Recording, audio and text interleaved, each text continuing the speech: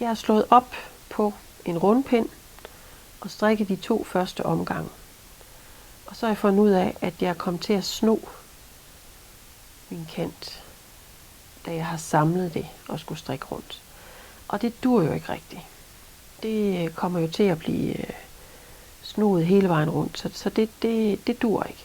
Så det man så kan gøre, det er, at nu har jeg godt nok strikket 2 omgange.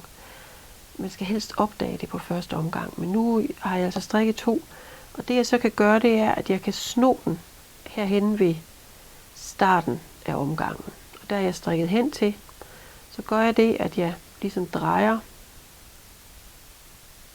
min omgang, sådan så den ikke er snoet nu. Nu ligger den rigtig hele vejen rundt, uden snoninger. Men det så har gjort det, at hernede kan I se, der er en snoning, fordi jeg jo blev nødt til at sno min omgang her.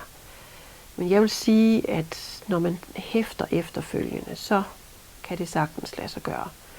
Det er selvfølgelig bedst at undgå det, eller sno det efter første omgang.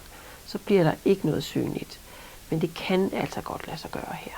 Og så hæfter man en eventuelt synlig snoning hernede med den endetråd, man har. Så nu strikker jeg videre uden at have en snoet kant.